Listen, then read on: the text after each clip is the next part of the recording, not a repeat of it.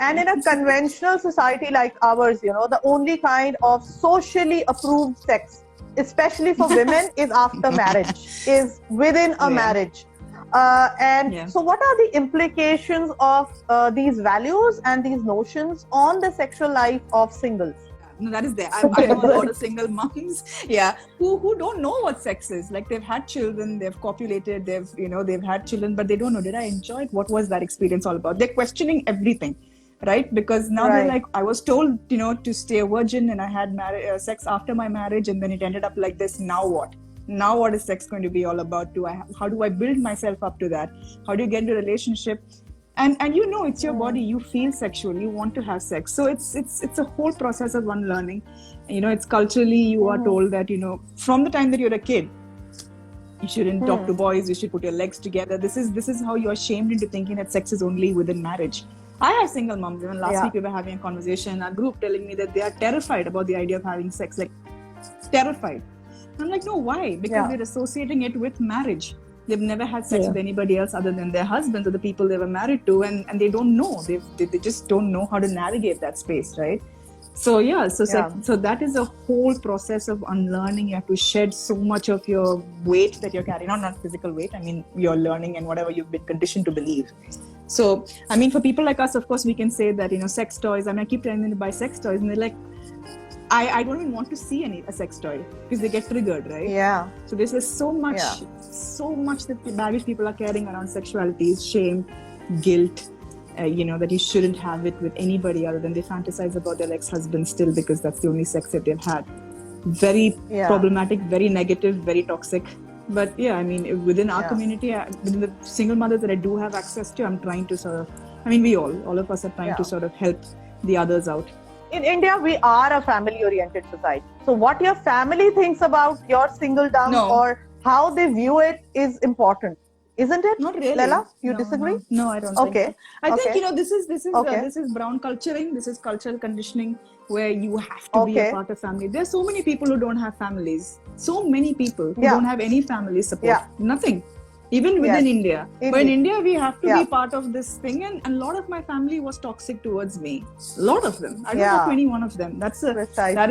I'm very much happier for it. I'm closer to my parents now. I'm closer to the few cousins who are actually good, who take care of me and my child.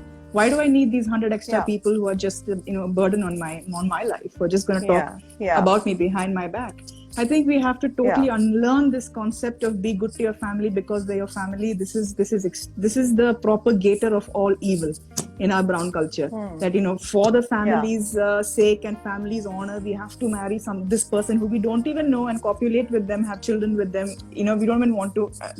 This is what is happening in a lot of families, and I get to hear these stories, and I've come to the conclusion that we need to unlearn this, that family is the be all and the end all of our life. We can choose our family. We can be family with my friends, I mean, other than parents, I know who are the people that I can call at any time of the day for whatever I need. And they're my family. If they can show up for me and my child more than my cousin who's bitching about me behind my back, then why is my cousin given more regard than a friend who shows up for me?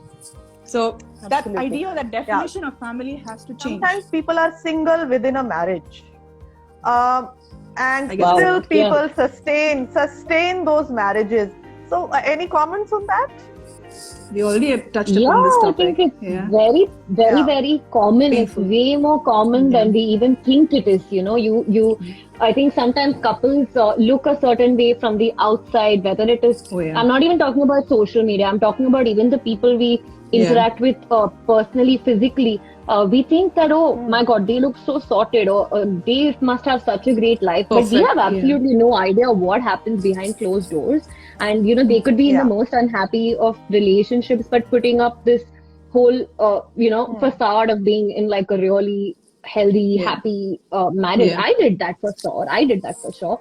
So, I think it's very, very common. And again, the reasons could be many that somebody is not able to come out. For a lot of people, it could be finance, it could be children, it could be family pressure, it could be not having any kind of a support system in place where you absolutely don't know where to go. And sometimes it's also the fear of being single, right? Like not everybody feels comfortable because it's like you're very scared of being lonely. You're very scared of this. You feel like, okay, at least I have this right now. Like, do I want to leave it and then be Even completely alone? Yeah.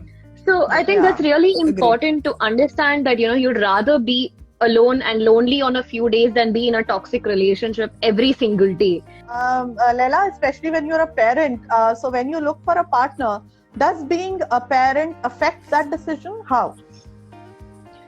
Okay, the thing is, if I have to answer from my own perspective, it doesn't affect it. But it doesn't really matter to me because I know what I want, and if the person is not in alignment with the fact that I am a parent, then it's not going to work out. Obviously, right from the starting, because I'm very open as a single parent. But I know that it affects a lot of other single mothers who I know who don't know what to do with this, because being a parent in a marriage is a whole other game. But when you're a parent without that partner, having to exist in that space and then bring another person to that space, and then your child and that partner are sort of competing for your attention and time, not fully prepared for it. So I tell single moms, please don't start dating immediately. Please do some work on yourself, understand what you need, talk to your child, bring them up and raise them to view that differently.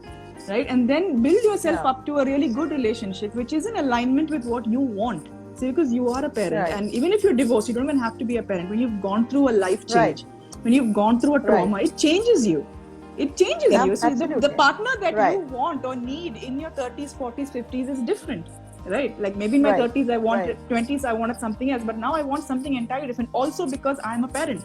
Obviously, that is a huge variable there. I cannot do anything about it. There is no chance in hell that any other man is going to be more important than my child. So, Shashwati, do you think that single is then equated with being available? I think Indian men, particularly Indian men, and I will say Indian 100%. Men, used to hate on me even when I was married. It didn't matter. Oh yeah, it didn't matter.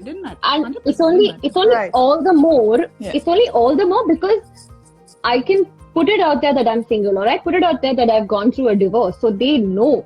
So it's all the more, But I don't think men really wait to understand whether you're like single or not, or married or whatever it is, to actually I felt that like men just try to find which pocket they fit into. Like, is it as a boyfriend? Is it as a potential husband, or just a fuck buddy? There's nothing. There's no gray area there. So singles are really treated as aliens, as some kind of entity that people are curious about, but they're cautious about, and they're afraid of a lot of times. So what would be your one single wisdom to close? One closing thought, both of you. I think that's most important. Embracing it is important. Feeling whole. Really. Sitting in your loneliness, sitting in your discomfort when you feel uncomfortable, making peace with it is really important, because then if and whenever you get into a relationship, then I think you get into it from a whole more healthier space than actually getting into it because you feel a void or because you feel lonely. So I think making peace with being single and embracing it for what it is, I think, is very important, and that's what I've been trying to do, and I hope that we're all able to kind of figure out how that is done. For me, from a single parent perspective, I just want to say, please stay single. Enjoy being single, just for the sake of being single. Don't explain to anybody. Emancipate yourself and your children for a better life. Why is that such a crime, right? So just adding on to just everything that Shashwati said, that was beautiful. That is everything that everybody needs to hear. Every single person needs to hear. Yeah. But just always aspire for a better life. Don't be the person you were in your marriage. That is a whole other phase or time in your life. Just let it go and just be you.